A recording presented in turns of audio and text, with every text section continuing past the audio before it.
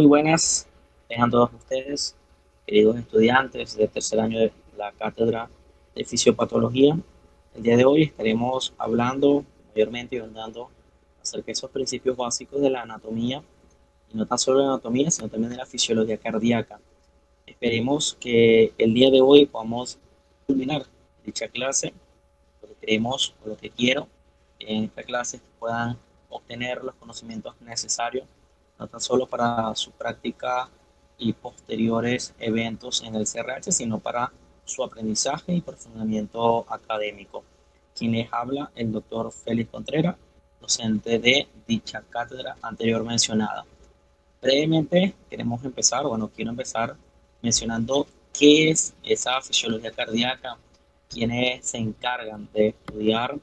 en este caso, esa parte de la anatomía. Y bueno, hemos estudiado en clases anteriores acerca de lo que es el aparato cardiovascular. Dijimos que ese aparato cardiovascular principalmente está formado por lo que es la sangre,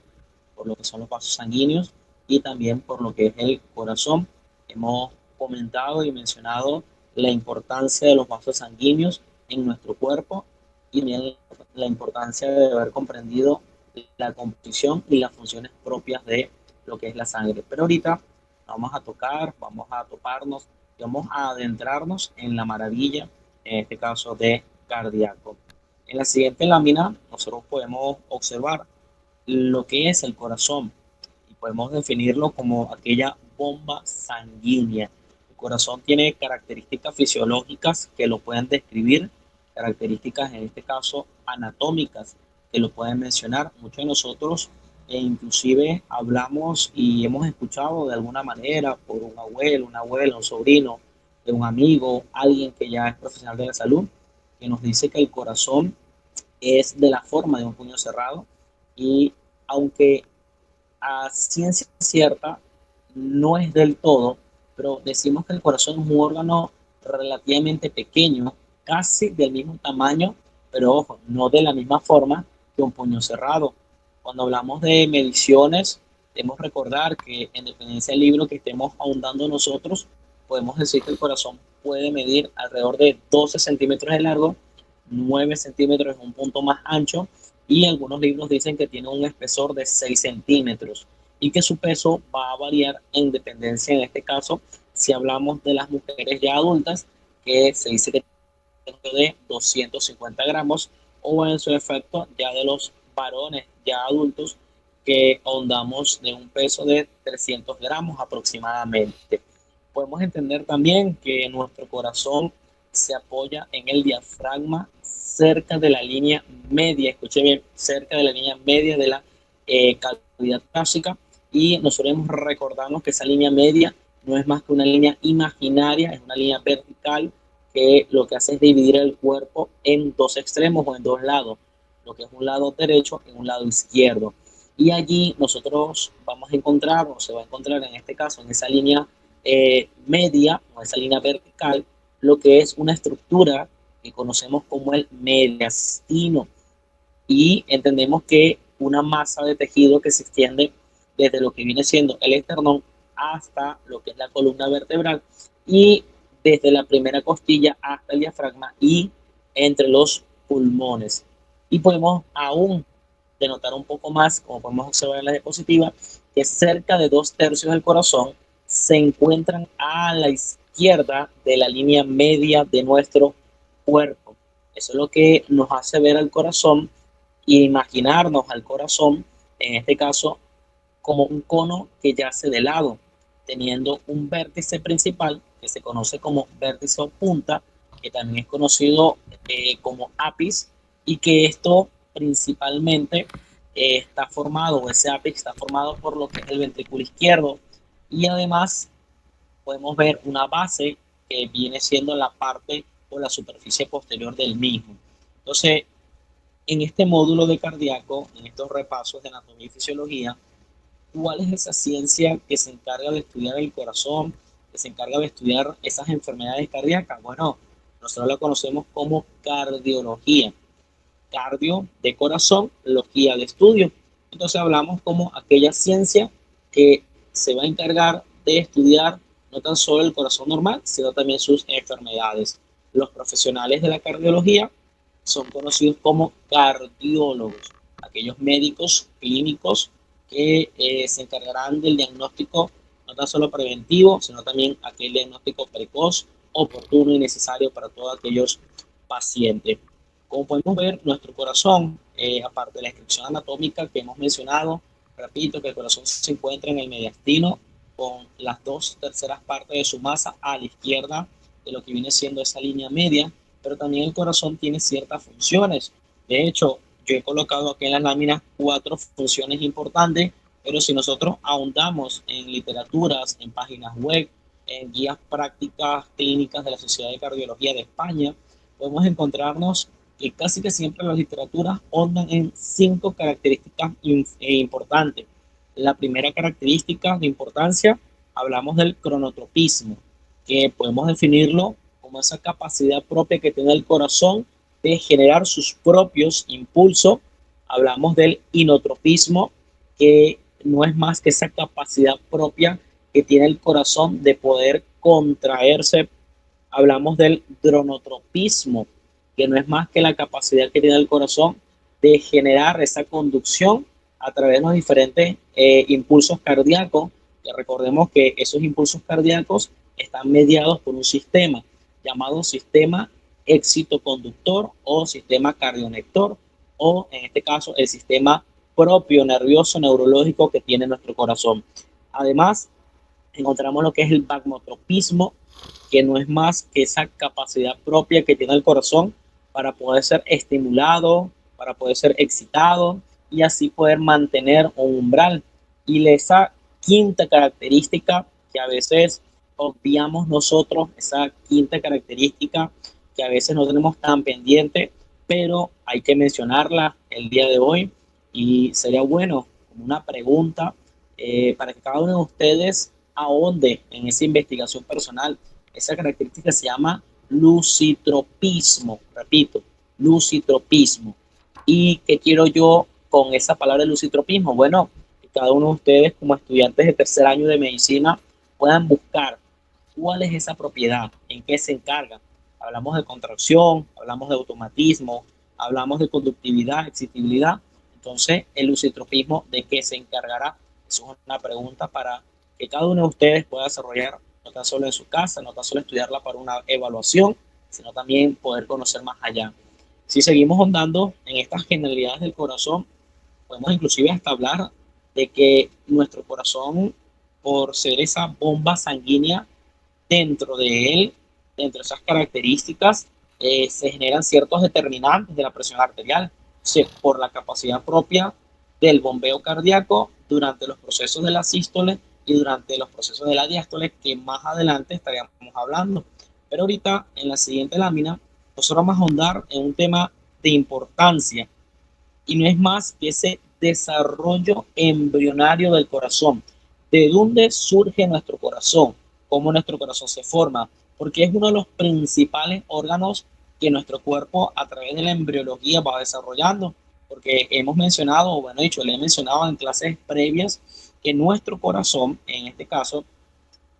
o dentro de esos primeros órganos embrionarios, uno de los primeros es el sistema cardiovascular, entendiendo que primero es el sistema hemático, vaso sanguíneo y posteriormente el corazón, pero el corazón no queda atrás. Si nosotros recordamos un poco de embriología, yo entiendo que no todos ustedes vieron embriología,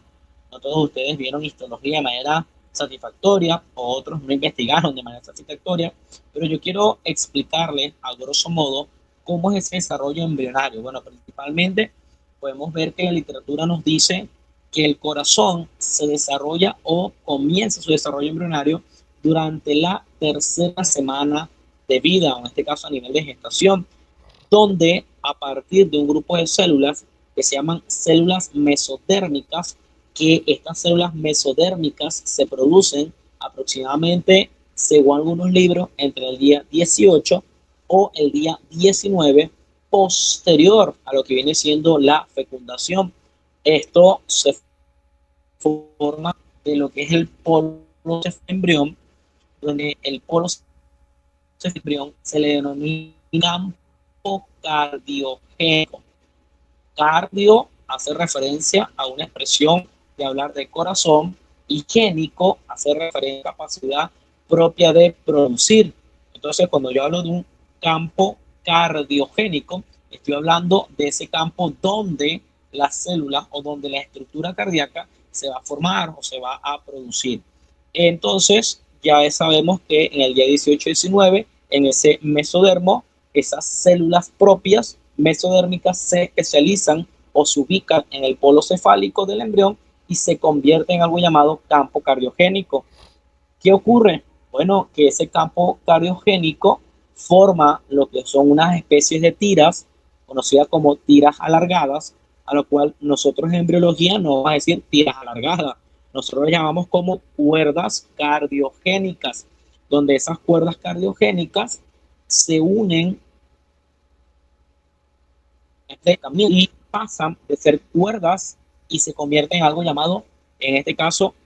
tubos cardiogénicos. Y a partir del tubo cardiogénico, hablamos del día 20, día 21, donde en el día 21, o lo que es denominado como el 21º día de vida, o en este caso a nivel de la embriología, ese tubo cardíaco o ese tubo endocárdico o ese tubo cardiogénico pasa a convertirse en un tubo cardíaco primario. Y preguntarán algunos, doctor,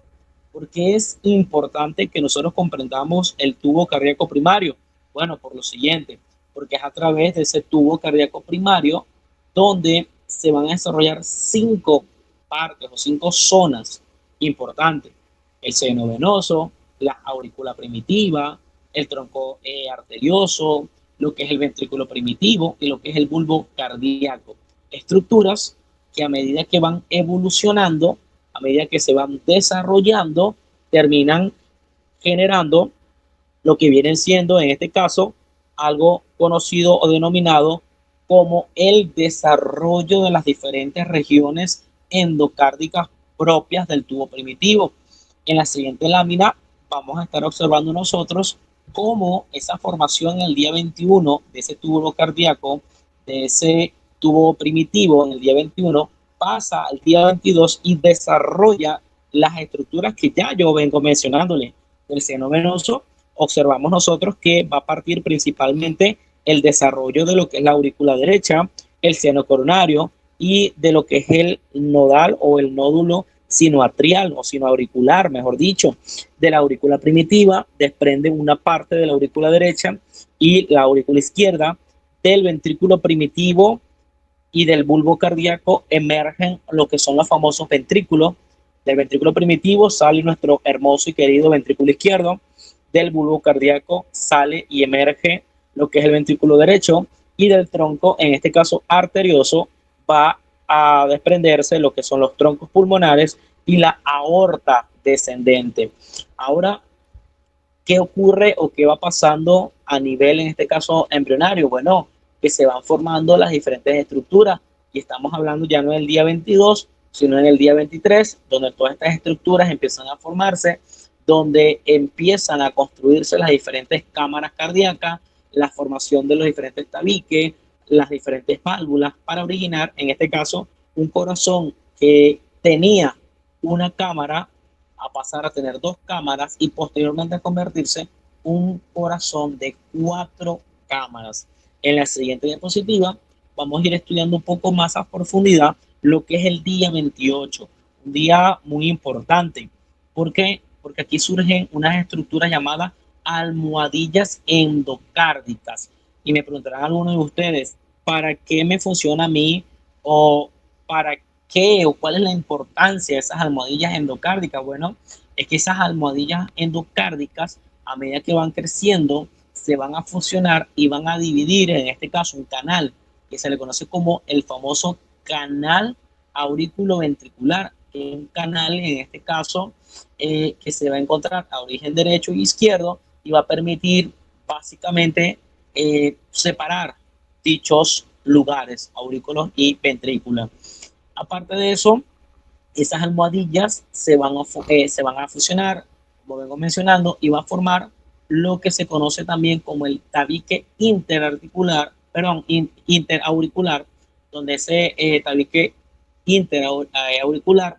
va a desarrollar una abertura que esa abertura, como observamos bien en las diapositivas, habla de algo llamado el foramen oval. Importante de esta estructura que antes del nacimiento el foramen oval va a permitir que la sangre que llega a la aurícula derecha pueda pasar en este caso a la aurícula izquierda. Luego, escuche bien, luego del nacimiento ese foramen oval se cierra y por tanto en este caso ahora el tabique interauricular va a separar completamente las aurículas entre sí. Es decir, que ese foramen oval, la importancia de su formación, de conocerlo, es que en un inicio, antes del nacimiento, la sangre va a estar bordeada de aurícula derecha y va a pasar a aurícula izquierda. Posteriormente, como mencioné anteriormente, se va a cerrar y eso es lo que va a permitir que ese tabique interauricular separe completamente dichas aurículas. Ahora, preguntarán algunos de ustedes, doctor, ese foramen oval cuando se cierra permanece, sí, él permanece o un remanente de ese foramen oval permanece y se convierte en algo llamado la fosa oval. Ya después seguimos en ese día hermoso 28, donde termina de transcurrir lo que es las diferentes divisiones ventriculares en dos ventrículos, donde estaríamos hablando de un ventrículo derecho, un ventrículo en este caso izquierdo, las diferentes divisiones de los canales auriculoventriculares, las regiones auriculares, ventriculares, que se van a completar aproximadamente la quinta semana, y las válvulas auricoventriculares que se van a formar entre la quinta y octava semana, mientras que las válvulas semilunares lo van a hacer entre la quinta y la novena. Recordemos que esas válvulas auricoventriculares son esa mitral o son la válvula mitral y son la válvula en este caso tricúspide, y las semi, en este caso lunares, vienen siendo la válvula pulmonar y la válvula aórtica. Siguiente, por favor. Ahora, entre nosotros mismos debemos desarrollar una pregunta, otra pregunta más, y es ¿por qué el aparato cardiovascular es uno de los primeros sistemas en desarrollarse? Otra pregunta que les estoy dejando a nivel de la embriología, porque es necesario que este sea uno de los principales sistemas o uno de los primeros sistemas que se desarrollen. Ahorita hablamos y mencionamos y entramos en el tema de lo que son las capas del corazón. Y en dependencia de la literatura que usted está viendo, vamos a encontrar que hay informaciones cruzadas, informaciones un poco viejas, informaciones un poco recientes, donde tenemos como una especie de confusión, porque usted dice, doctor, está colocando dentro de las capas del corazón al pericardio, pero ya va, ya le voy a explicar por qué el pericardio lo estamos dejando allí o lo estamos colocando allí, qué es el pericardio, cómo está dividido, cómo está conformado. Pero ahorita principalmente, bueno, quiero hacerle mención que ese pericardio,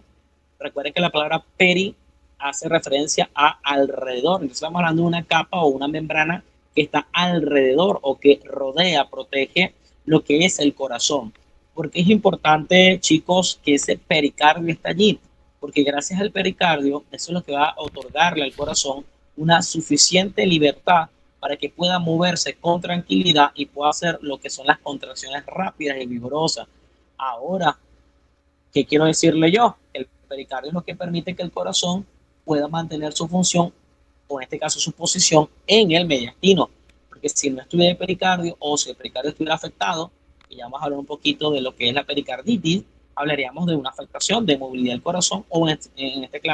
caso de un probable o posible taponamiento. Entonces, la literatura nos menciona a nosotros que el pericardio que viene o surge, en este caso de la capa más externa, la membrana más externa del corazón, se divide en dos partes fundamentales. Y ahí podemos observar nosotros que nos habla de lo que es el pericardio fibroso o la capa fibrosa y el pericardio seroso. Ahora, ese pericardio fibroso no es más que esa capa superficial, no es más que esa capa que está compuesta, según lo que nosotros estudiamos en histología, por un tejido conectivo denso, que es un tejido irregular, un tejido resistente, un tejido poco elástico, y que algunos libros hablan de que ese pericardio fibroso se asemeja a un saco. Es por eso que alguna literatura hablan que el pericardio es un saco. Entonces, cuando la literatura o los libros o algunos médicos me dicen que el pericardio es un saco, están haciendo énfasis o están hablando específicamente del pericardio fibroso. No obstante, decir que todo el pericardio es un saco es un error. Ahorita vamos a ir hablando un poco más acerca de los diferentes pericardios y vamos a entender por qué es un error nombrarlo de esta manera. Entonces, recapitulemos, ya dijimos que el pericardio es una membrana que va a rodear, proteger el corazón, que lo mantiene en su posición, que es decir, en la parte del mediastino, que eso otorga o permite la contracción rápida y vigorosa de nuestro corazón. El pericardio se divide en dos partes principales o fundamentales, fibroso y seroso, y que el pericardio fibroso está compuesto, o que es la capa superficial o más superficial, y que está compuesto por un tejido conectivo denso, y que es lo que algunas literaturas nos hablan, que se asemeja a un saco, y algunos libros dicen que ese que se asemeja a un saco descansa sobre lo que es el diafragma y que se fija en él. Ahora, el pericardio fibroso va a evitar lo que en este caso es la distensión excesiva del corazón, ya que va a proveer protección y, como vengo haciendo yo mención, lo va a sujetar en lo que es el mediastino. Ahora, el pericardio fibroso tiene algo importante que tanto nosotros debemos conocer, y es que se acerca a lo que se conoce como la punta del corazón, que está literalmente, aunque algunos libros dicen que está fusionado, otros libros dicen que está parcialmente fusionado con lo que es el tendón central del diafragma. Y por lo tanto, cuando en este caso el corazón se mueve, en el caso de una eh, respiración agitada, una respiración profunda, es lo que va a ser algo conocido como el facilitar, el generar lo que viene siendo el flujo de la sangre en el corazón. Ahora, el pericardio seroso, que ya entendemos que no es la capa, en este caso superficial, sino una capa un poco más profunda, es una capa delgada, delicada, y que sobre el mismo corazón, o mejor dicho, alrededor del corazón, va a formar lo que son dos capas. Una capa externa, que se le conoce como la capa parietal, y una capa interna, que se le conoce como la capa visceral. Como lo podemos observar en la diapositiva, podemos ver algo importante. Y es que algunos libros, chicos, hablan, por ejemplo, de una capa llamada epicardio. Y no se confundan, no es otra capa nueva del corazón. No es que el corazón tenga cuatro capas. No, ese epicardio no es más que la capa externa del pericardio seroso. Es decir, yo me llamo Félix Gabriel, es decir, tengo dos nombres. Es decir, epicardio es como que usted me llame a mí Félix. Y decir pericardio seroso de la capa parietal es como decir mi otro nombre, que es Gabriel. Es decir, es lo mismo. Aunque son dos formas de llamarme diferentes, siguen siendo mi mismo nombre. Entonces, con eso no nos confundamos. Ya sabemos que el epicardio y la capa parietal del pericardio seroso es la misma capa. Perdón, la capa visceral. La capa parietal es la externa. La visceral es la interna. Error allí mío. Y otro importante, para ya ir finalizando este tema, hablamos de una repercusión que puede tener el pericardio, que se conoce como pericarditis, una enfermedad importante. Esta enfermedad, que es importante, debemos conocerla porque, según la sociedad, en este caso, o las guías prácticas de la sociedad de cardiología, no las definen como una enfermedad que tiene en su inicio, escuche bien, en su inicio, una asemejanza muy parecida a un infarto. No obstante, una pericarditis no es un infarto. Su inicio es muy parecido. A medida que los síntomas se van desarrollando, vamos a encontrarnos en este caso la diferenciación. Entonces dijimos que el pericardio se caracteriza, o esa pericarditis se va a caracterizar principalmente, chicos, por un dolor torácico, que es la principal manifestación de pericarditis, que se dice en algunos libros o en esas guías españolas de cardiología, guías excelentes para estudiar, se las recomiendo, que se localice en lo que es la región retroesternal o precordial, que ese dolor de manera frecuente puede ser irradiado o no hacia lo que es parte del cuello o en su efecto irse hacia la parte de lo que es trapecio mayormente izquierdo, que en algunos casos se puede disfrazar la pericarditis, escuche bien, se puede disfrazar como una especie de dolor epigastrio que pueda en este caso simular, generar afectaciones como un dolor de abdomen agudo, como una afectación de un dolor tipo anginoso, una afectación de un dolor tipo infarto, entre otros. Ahora, ¿cuál es ese hallazgo patognomónico, ese signo de la exploración física? Usted dice, esto es una pericarditis y no es abdomen agudo, esto es una pericarditis y no es angina, no es infarto, lo que se conoce y denomina como el roce pericárdico. Eso usted lo va a ver un poco en semiología, pero bueno, clásicamente nosotros hablamos que el roce pericárdico es el hallazgo patognomónico de una expresión física para detectar, en este caso, una pericarditis aguda. Y recordemos que esa pericarditis aguda no es más que esa afectación o esa inflamación al pericardio. Podemos escribir muchas causas, algunas hablan de causas inmunitarias, otros hablan de causas endocrinas, otros hablan de causas bacterianas, pero mayormente se dice que la pericarditis, en este caso, aunque no se describe una causa puntual, mayormente sus causas o sus orígenes hacen referencia a causas idiopáticas. Porque es importante que usted como estudiante de tercer año de medicina conozca la pericarditis, conozca lo que es el pericardio. Bueno, porque recuerde que el pericardio tiene una cavidad que se conoce como cavidad pericárdica, y en esa cavidad pericárdica, chicos, se encuentra un espacio, se encuentra un líquido que se conoce como líquido pericárdico y que normalmente, aquí sí depende del libro, porque por ejemplo las guías prácticas de la Sociedad de Cardiología, ellos mencionan que el líquido se encuentra entre 15 a 50 ml, otros libros dicen que es menor a 50 ml. Entonces, cuando hay una afectación inflamatoria, una afectación que lleve a elevar la presión intrapericárdica, que lleve en este caso a complicar y acumular más líquido normal, hablamos de algo llamado derrame pericárdico. Es cuando hay más de 50 ml de líquido pericárdico dentro de esa cavidad o en esos espacios pericárdicos propiamente. Las afectaciones de estos pacientes, aparte del derrame pericárdico que va a tener o que va a estar, es las diferentes afectaciones de las presiones intrapericárdicas que vamos a estar nosotros observando, que vamos a estar nosotros viendo, y podemos nosotros encontrar por esas mismas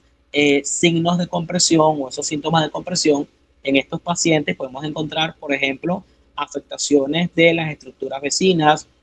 podemos encontrar un paciente con disfagia por compresión del esófago, podemos encontrar un paciente, por ejemplo, con tos, por la compresión ya sea de un bronquio o en su efecto de la tráquea, por una compresión, por ejemplo, del parénquima pulmonar, podemos encontrar un paciente que tenga disnea, por una afectación, por ejemplo, al nervio frénico, podemos nosotros encontrar hipo en el paciente, por una compresión de lo que es el nervio laríngeo recurrente, podemos encontrar un paciente que esté afónico. Entonces, ¿cuál o dónde vendría siendo el diagnóstico certero de la pericarditis y del derrame pericárdico? Bueno, principalmente el diagnóstico de la pericarditis aguda se va a basar en conocer los criterios diagnósticos, que esos criterios diagnósticos más adelante vamos a estar un poco mencionándolas si no da tiempo en esta clase, sino bueno, en una segunda parte, pero lo que es la elección o el gol estándar de hacer un electrocardiograma de un derrame pericárdico, obviamente, a ver líquido, necesitamos una ecocardiografía para poder determinar. Y no sé si usted ha escuchado de una patología llamada taponamiento cardíaco. Y vean lo importante de conocer cómo está conformado ese pericardio, porque al conocer cómo está conformado el pericardio, vamos a entender estas tres patologías: pericarditis aguda, derrame pericárdico y el taponamiento cardíaco, que no es más que esa compresión que generó el corazón por un derrame pericárdico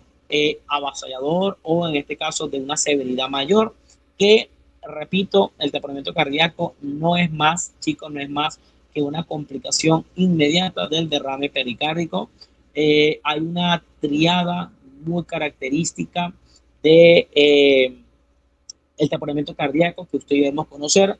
¿Cuál es el hallazgo físico más frecuente? Se le dice que es la distensión venosa yugular, que va a ser la forma o el hallazgo clínico o semiológico, por llamarlo así, más frecuente. Le invito, en este caso, a buscar las otras dos. Otro que podemos nosotros ver en ese taponamiento cardíaco es algo de un pulso paradójico que algunas personas pudiéramos confundir con un signo patognomónico, pero ese pulso paradójico, repito, no es un signo o no es patognomónico de tratamiento. Se puede observar, repito, en cualquier tipo de una enfermedad pulmonar obstructiva, podemos verlo en una miocardiopatía, pero vemos que ese pulso paradójico que puede tener el paciente de un tratamiento cardíaco no es patognomónico, pero sí lo puede, en este caso, presentar. Otra cosa que nosotros podemos ver es que, obviamente, al tener un taponamiento cardíaco, los signos de bajo gasto cardíaco y oliguria, el paciente lo va a tener a millón, obviamente. ¿Cómo yo puedo saber ese diagnóstico de tratamiento cardíaco? Bueno, vamos a entenderlo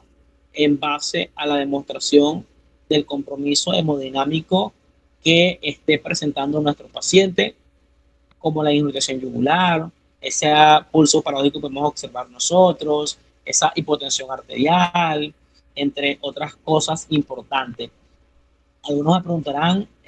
cuáles serían esos criterios diagnósticos de la pericarditis. Les invito a buscarlos de importancia. Los métodos principales diagnósticos de cualquier enfermedad de pericardio. Uno, el electrocardiograma, importantísimo. La rayos X de tórax, también importantísima, que podamos realizarla. Ideal, si tenemos un ecocardiograma Doppler para las patologías de pericardio, sería excelente, aunque entendemos que no todos, bueno, no en todos los lugares encontramos un ecocardiograma con sistema Doppler, pero si lo tenemos, excelente que lo podamos nosotros utilizar. Y obviamente, muchachos, el estudio hemodinámico de nuestro paciente es fundamental. Observar cómo está el gasto cardíaco, que podemos hablar un poco de cómo calcularlo, observar cómo está esa presión venosa yugular, observar cómo está esa presión arterial, que nos pueda llevar a nosotros a conllevarlo. Y bueno, existen diferentes técnicas, no sé si la han visto o descrito en medicina general, que se conoce como pericardiocentesis. No sé si lo dije bien, pero la pericardiocentesis es una técnica de aplicación, en este caso de urgencia, y en dependencia de la disponibilidad de cada centro asistencial que nosotros debemos aplicarla. Existen varios tipos de pericardiocentesis. Una es la pericardiocentesis en cabecera del paciente, una monitorización simple con un electrocardiograma o un ecocardiograma. Es algo no tan invasivo. Existe una que es con control radiológico y hemodinámico. Existe otro que es con control ecográfico adicional o, en este caso, de apoyo con un ecocardiograma, entre otros también. Algunos lugares, por ejemplo, España recomienda algo llamado biopsia pericárdica, que en este caso podríamos nosotros mencionarlas a tener a consideración. El tratamiento ya hemos mencionado que va a depender principalmente al tipo de pericarditis, por ejemplo, si es una pericarditis viral, si es una aguda, idiopática, si es porque el paciente tuvo, por ejemplo, un postinfarto, viene de un síndrome de postinfarto, si viene porque puede pasar que tenga una pericarditis neoplásica o una pericarditis urémica, o puede ser que el paciente haya desarrollado mayormente, un ejemplo, una pericarditis con una afectación de un SIDA, un paciente que haya sido, por ejemplo, llevado a mucha radiación o expuesto a mucha radiación, que haya conllevado una pericarditis post irradiación. Y bueno, en dependencia a esta parte, ahí uno va valorando y al paciente. Entonces, vean lo interesante de nada más desglosar esta parte del pericardio y centramos en una estructura llamada miocardio. Recuerden que el miocardio, mio de músculo, cardio cardíaco, el músculo cardíaco, y es el responsable, escuche bien, es el responsable de la acción del bombeo y está compuesto principalmente por tejido muscular cardíaco. Recuerde que el cardio representa entre el 90 y el 95% de la pared cardíaca, de esas fibras musculares, que al igual en este caso que desde el músculo esquelético estriado, recordemos que ellas están envueltas y rodeadas por una especie de tejido conectivo, se le conoce como endomisio y perimicio. Otro dato curioso, que esas fibras del músculo cardíaco, recuerden que ya están organizadas en formas de haces, que es una organización de un sentido diagonal, y esto es lo que genera y facilita a nivel de corazón la poderosa acción del bombeo, y eso es importante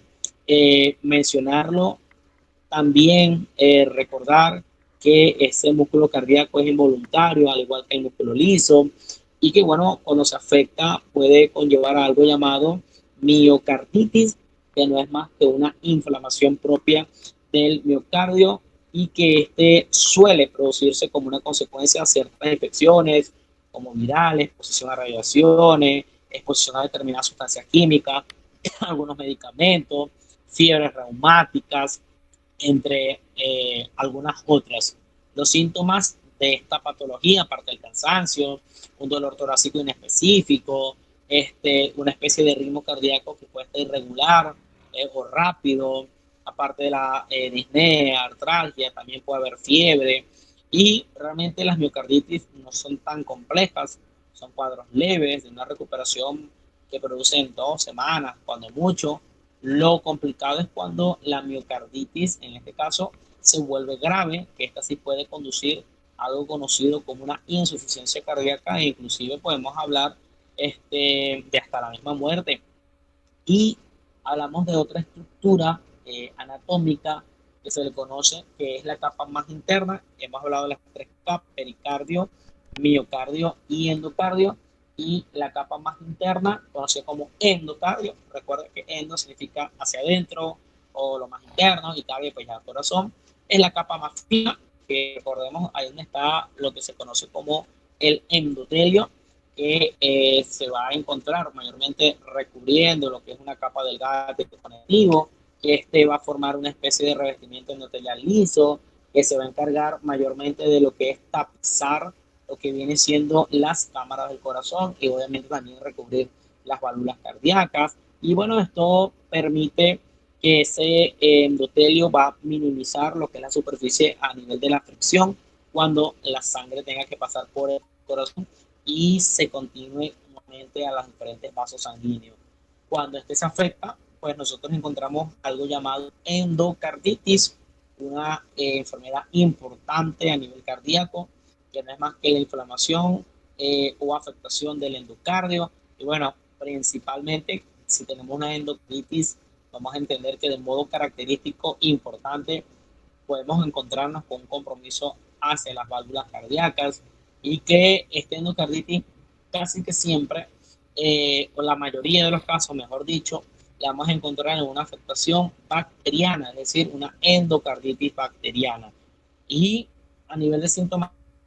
vamos a encontrar lo que es fiebre, lo que es un ritmo cardíaco irregular, lo que son escalofríos, sudores nocturnos, y las mismas afectaciones a nivel de respuesta inmunitaria que va a originar en el corazón. El tratamiento de esta es netamente, cuando hablamos de endocarditis bacteriana, es netamente tratarla con antibióticos. Lo importante es que nosotros debemos conocer en las capas del corazón, repito, es la estructura, estas patologías que a nivel clínico o a nivel de orientación nosotros podemos tener. Algo importante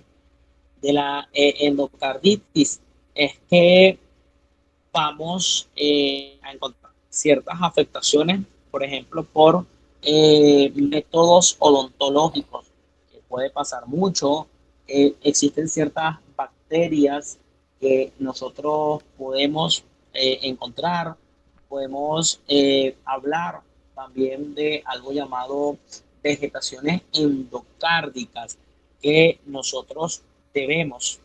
vengo mencionando, debemos conocer, debemos eh, manejar. Quien hoy en día, por ejemplo, no va, en este caso, no va a sacarse una muela, una revisión ontológica, y que bueno, que pueda generar un proceso de vegetación, así se le conoce, y termine afectando la parte del endocardio. Importante, las bacterias que usted debe conocer, principalmente, o uno de los microorganismos más asociados es uno conocido como Staphylococcus aureus, uno importante. Encontramos también el estreptococo, que pueden encontramos ciertos microorganismos como el Haemophilus, el Acinetobacter, el Cardiobacterium. Encontramos uno llamado los enterococos, como se me va a olvidar, los bacilos gram negativos, entre otros órganos patógenos, microorganismos, mejor dicho, que puedan conllevarnos. Y bueno, nosotros a nivel oral, recordemos, podemos encontrar algunos de estos patógenos que lleguen y pasen por circulación sanguínea y terminen infectando, terminen, en este caso, eh, llevando ya sea a una consecuencia local o una consecuencia sistemática o sistémica por diferentes materiales sanguíneos contaminados. Y vean lo importante que nosotros encontramos en esas partes. Y ahorita ya ahondando y siguiendo con este repaso de anatomía clínica, mejor dicho, disculpe que me haya extendido con esas otras patologías, que bueno, el tema es muy interesante en cardíaco. Y entramos en las cámaras del corazón. Tiempo. Bueno, en la próxima diapositiva, como podemos observar, estaremos hablando acerca de las cámaras cardíacas, algo de gran importancia que como estudiantes de medicina debemos conocer, y es que nuestro corazón tiene 4 cámaras cardíacas. Cuando estuvimos dando el repaso en la parte de neurología, pues hicimos mención de dónde surge cada una de ellas, donde encontramos 2 aurículas, una derecha y una izquierda, que actualmente podemos escuchar un término también muy sonado que se le conoce como atrio. Y también encontramos como dos o esas otras 2 cámaras eh, conocidas como ventrículos, a la cual vamos a denominar como ventrículo derecho y ventrículo izquierdo. Estas aurículas y ventrículos son de gran importancia por cada una de las cosas que vamos a ir desglosando en cada una de ellas. Principalmente, tenemos que mencionar, por ejemplo, en esa aurícula derecha,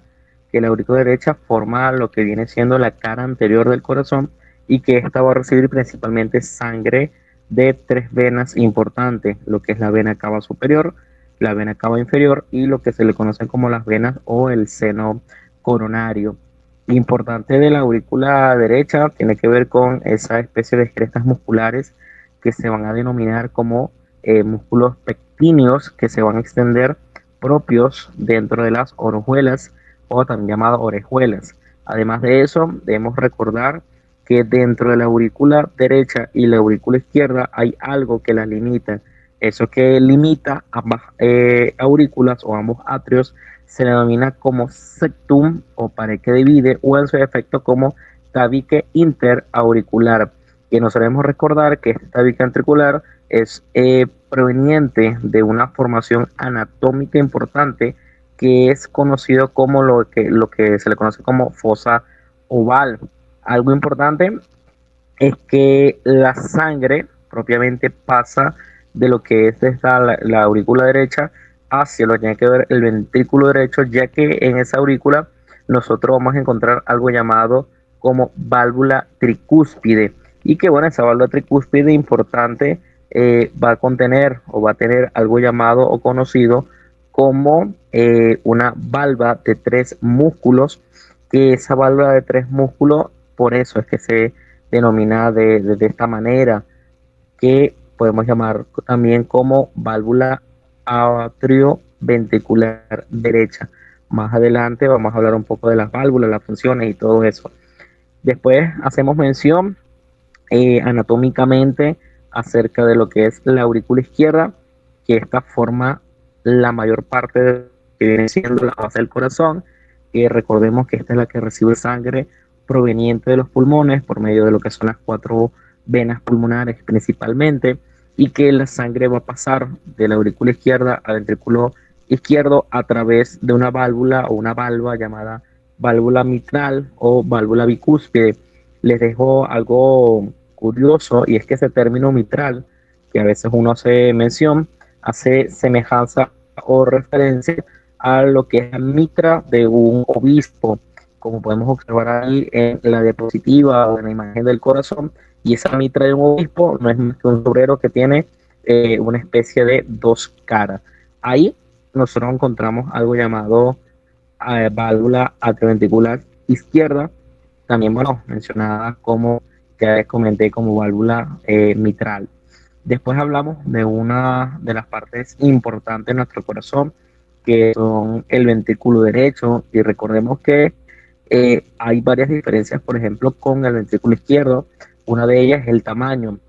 y es que el ventrículo derecho a nivel de la pared tiene una pared mucho menor que la del ventrículo izquierdo, ya que en dependencia aquí, chicos, el libro que estemos leyendo, uno nos habla que son de 4 a 5 milímetros, y que este forma el ventrículo derecho la mayor parte de lo que viene siendo la cara anterior del corazón. Si recuerdan el inicio de la clase, se les hizo mención que investigaran cuáles son esas caras del corazón según el electrocardiograma. Recordemos también que existen ciertos tipos de relieves que están constituidos por unas fibras musculares que se denominan como trabéculas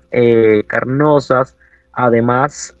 nosotros vamos a encontrar es que en ese ventrículo derecho está separado del izquierdo también por un tabique, que en este caso se le conoce, o nosotros vamos a denominarlo como tabique interventricular. Es importante ir conociendo el nombre de estos tabiques cuando estemos andando la parte siguiente, todo lo que tiene que ver con la parte de la circulación, lo que tiene que ver principalmente con la parte de los diferentes ejes cardioconectores. Vamos a ir conociendo dónde se desarrolla todos esos interesantes nervios. Otra cosa es que aquí la sangre pasa desde el ventrículo derecho a la válvula pulmonar, que esta válvula pulmonar es conocida de gran importancia como válvulas semilunares, y que aquí iría hacia la parte del tronco pulmonar, dividida, recordemos, en las arterias pulmonares derecha e izquierda, que más adelante estaríamos nosotros mencionando. Y pues ya nos queda mencionar acerca del ventrículo importante que venimos hablando, que es el ventrículo izquierdo. Ahora, como les dije al inicio, recordemos que el ventrículo izquierdo tiene una capa mucho mayor que la del ventrículo derecho, ya que esta puede en promedio tener 10, 12 o en su efecto algunos libros dicen de 10 a 15 milímetros, en este caso de grosor. Otro importante es que la sangre aquí va a pasar desde el ventrículo izquierdo hacia propiamente lo que es la válvula aórtica,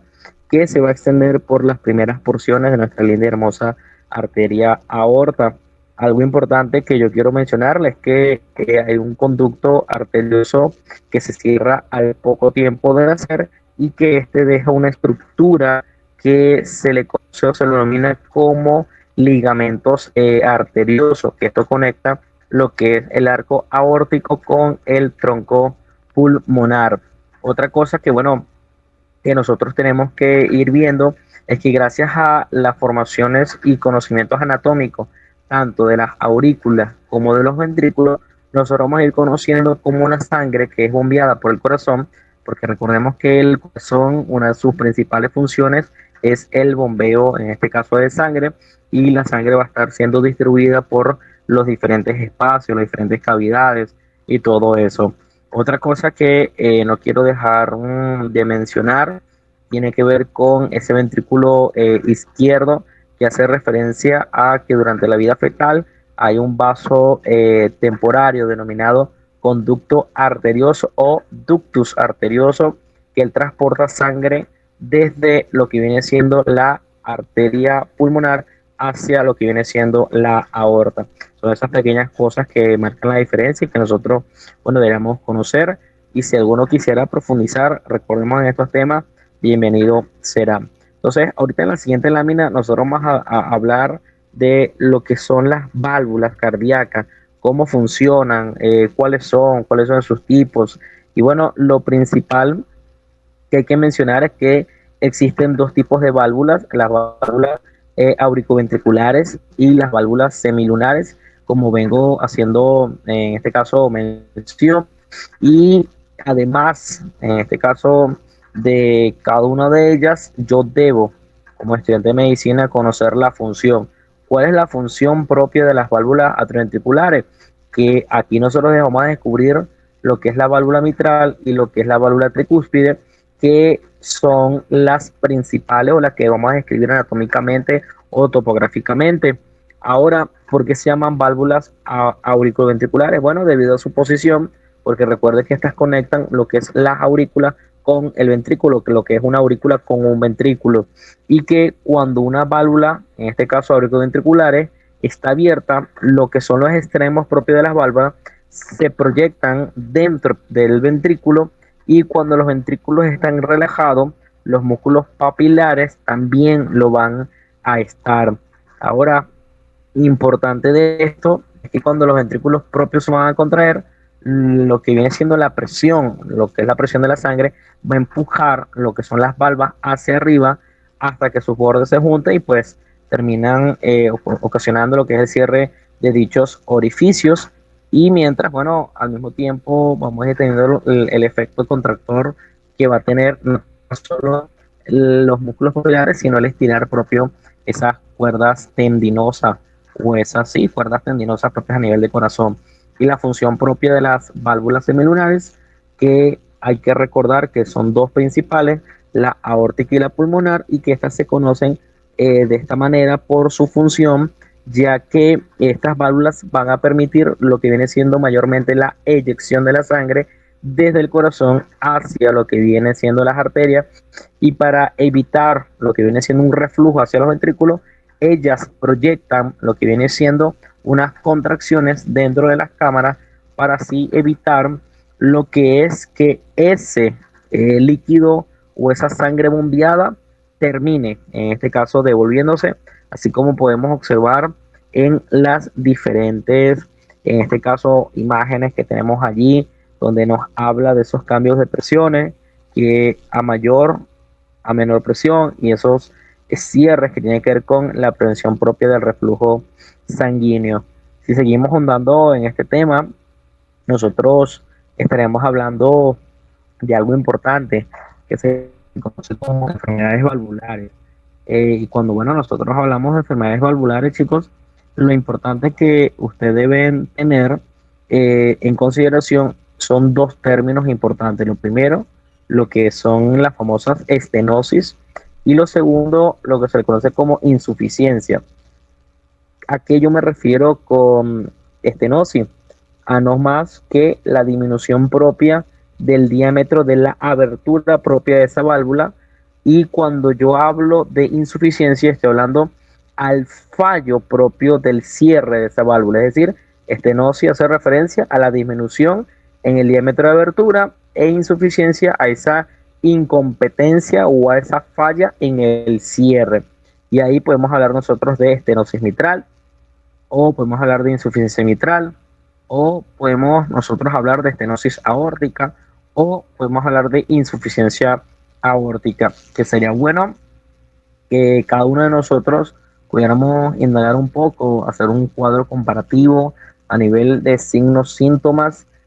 a nivel de fisiopatología de estas diferencias, o en estas cuatro patologías poder hacer una diferencia tanto de estenosis mitrales, insuficiencia mitral, estenosis aórtica y también insuficiencia aórtica. Ya en la siguiente lámina nosotros vamos a observar algo importante, y no es más que esos cambios de circulación, cómo la sangre se encuentra en nuestro organismo. La clase pasada, cuando les explicaba hipertensión arterial, les hacía mención de cómo la circulación se encuentra en nuestro cuerpo y cómo bordea los diferentes lugares. Lo primero es que debemos recordar que el lado izquierdo del corazón bombea lo que viene siendo sangre oxigenada, y lo que viene del lado derecho del corazón va a bombear principalmente lo que es sangre desoxigenada hacia la parte de los circuitos pulmonares.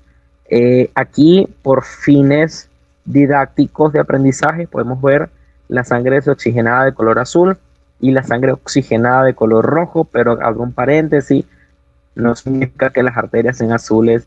y las venas rojas, o en su efecto que las venas sean azules y que las arterias sean rojas. Esto es simplemente algo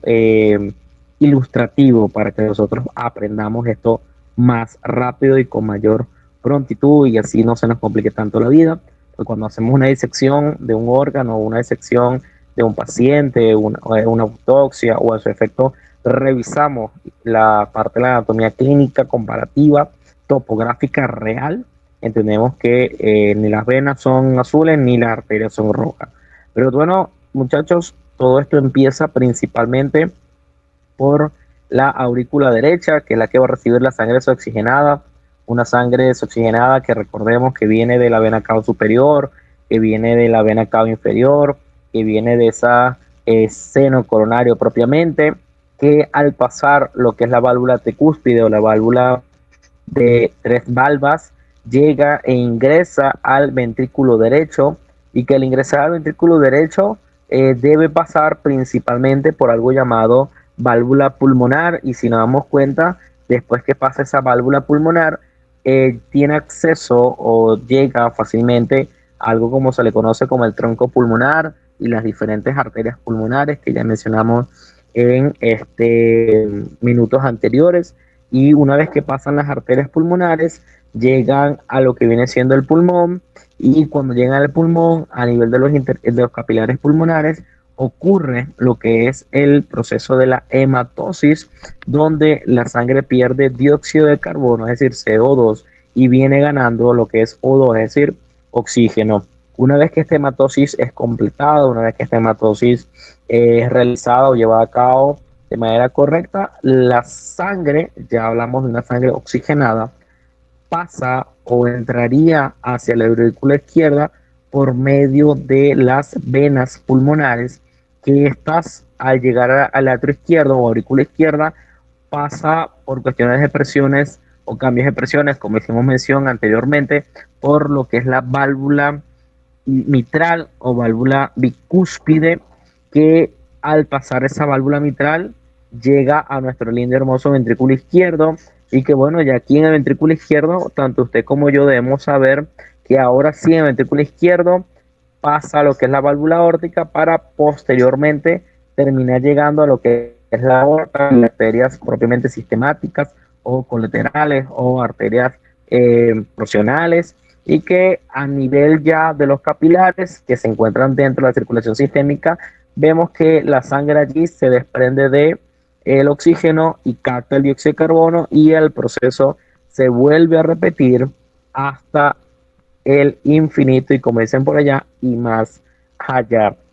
Pero nosotros debemos ir conociendo este procedimiento, un procedimiento muy bonito, un procedimiento muy lindo. Y ya para ir finalizando este primer bloque de la clase, hablaríamos de esa circulación coronaria, de esas arterias que nosotros podemos mencionar, e inclusive esas venas. Por eso es importante que en la siguiente lámina que podamos nosotros observar, vamos a ir denotando principalmente lo que son las venas coronarias. En las venas coronarias nosotros describimos desde un drenaje sanguíneo miocárdico proveniente principalmente o de gran parte del seno coronario, donde esa sangre desoxigenada del seno coronario va a desembocar en la aurícula derecha, y daría, por usar ese término coloquial, daría luz ciertas arterias tributarias, como lo observamos allí en la imagen, lo que son la vena cava magna, que está principalmente presente en ciertos surcos intraventriculares, que viene siendo mayormente la parte del ventrículo derecho izquierdo, aurícula izquierda. Encontramos lo que es la vena cardíaca media, que discurre por lo que es el surco interventricular posterior, y esta va a drenar principalmente más lo que es ventrículo derecho e izquierdo. Encontramos una vena importante y se le llama vena cardíaca mínima, que esta vena cardíaca mínima mínima, perdón, se encuentra por lo que es el surco coronario y drena propiamente lo que es la sangre de las cavidades derechas, y la última es las venas cardíacas anteriores, que estas drenan lo que es el ventrículo derecho y desembocan directamente hacia la aurícula derecha. A otra cosa importante que nosotros debemos tener a colación son las mismas arterias coronarias que podamos nosotros conocer o que nosotros podamos tener. Y recordemos que nuestro corazón, eso está en la siguiente lámina, nuestro corazón está, en este caso, no, perdón, está en esta misma, me equivoqué yo. Nuestro corazón está emanado principalmente por las dos grandes arterias coronarias que son conocidos como arteria coronaria derecha y arteria coronaria izquierda, y que estas dos arterias principales nacen, como vamos a observar en la imagen, nacen de lo que es la aorta ascendente y van a proporcionar sangre oxigenada al miocardio. Importante que usted y yo sepamos esto. El corazón, una vez que late, bombea sangre, no se queda sin sangre, no se queda sin oxígeno, porque si se llegase a quedar sin sangre, si se llegase a quedar sin oxígeno, de manera automática nuestro corazón tuviera ciertas repercusiones a nivel cardíaco, como por ejemplo una isquemia miocárdica e inclusive algo conocido o denominado como infarto. Además, podríamos encontrar ciertas alteraciones del sistema perfusión. Entonces, como observamos de la arteria coronaria izquierda, que pasa por debajo de las diferentes orejuelas izquierdas, esta se divide en lo que es una rama denominada como las ramas interventriculares anteriores y la circunfleja, que esa circunfleja, como podemos observar allí en la diapositiva, da origen a lo que es una rama interventricular, en este caso anterior, y que esa rama interventricular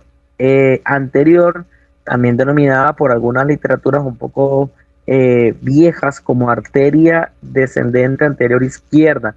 llamada también como DAI, que eso termina originando lo que son las arterias circunflejas. Y cuando nos vamos a la arteria coronaria derecha, que es la segunda grande arteria, esta discurre no por la orejuela izquierda, sino por la orejuela derecha y forma lo que es la arteria marginal y lo que es la interventricular posterior, y estas van a terminar confluyendo, escuchen bien, confluyendo en los diferentes surcos coronarios para hacer algo llamado anastomosis. Si usted no sabe lo que significa anastomosis, le digo que la anastomosis no es más, o de resumidas cuentas, que la conexión de dos o más arterias que irrigan la misma región. Esa anastomosis termina siendo y conllevando una circulación colateral, perdón, que esa circulación colateral lo que va a permitir es un bombeo correcto de nuestro corazón. Y como dato clínico importante, debemos conocer lo que es esa obstrucción parcial al flujo sanguíneo en las arterias coronarias, que puede dar lo que se conoce como una isquemia miocárdica, que esa isquemia miocárdica es un fenómeno, perdón, mediante el cual el flujo sanguíneo propio del miocardio está reducido, y que eso puede llevarlo a lo que es una hipoxia. A los que no saben lo que es una hipoxia, se le conoce hipoxia como la disminución del aporte de oxígeno, y que esa disminución del aporte del oxígeno no va a poder conllevar las diferentes satisfacciones de las demandas propias del corazón, del miocardio, y lo puede conllevar a algo llamado angina de pecho, lo puede conllevar a ciertas lesiones como una isquemia miocárdica asintomática,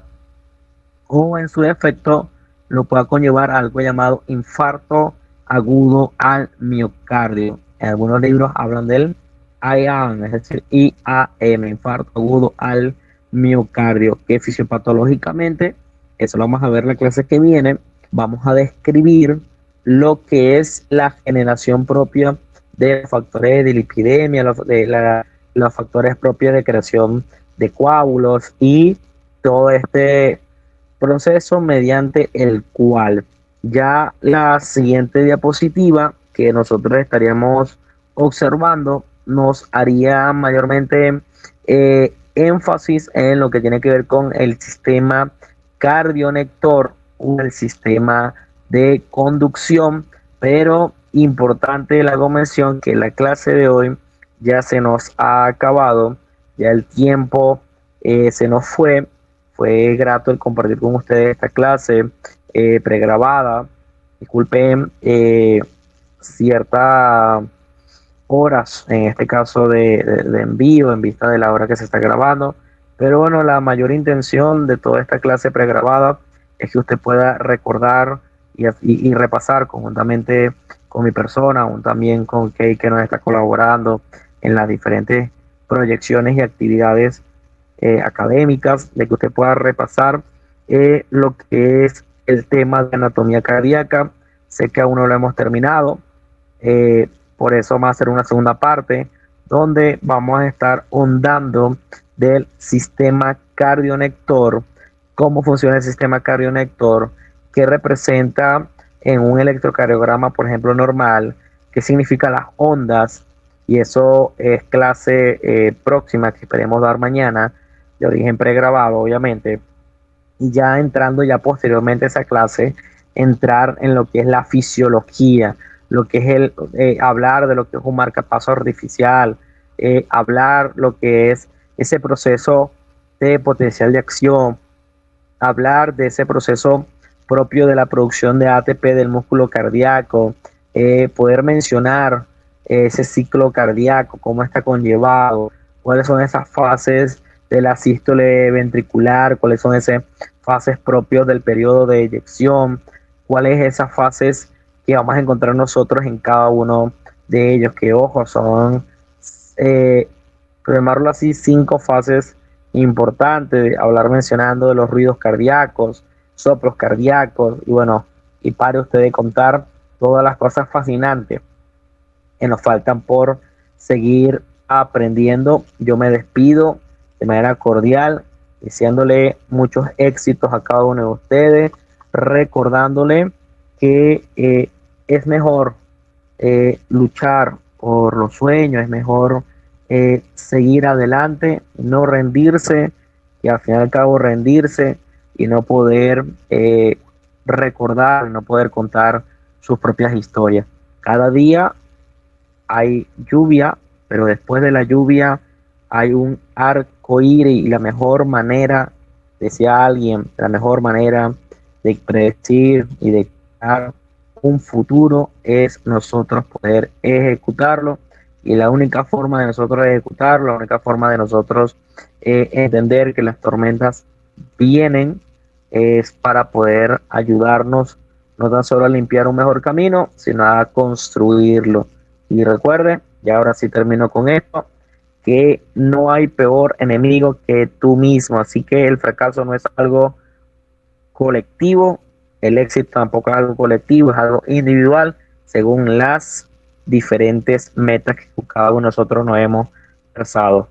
Bye bye, nos vemos en el próximo episodio, donde tocaremos todos los tópicos de circulación, gasto cardíaco, ciclo cardíaco y sistema cardionector.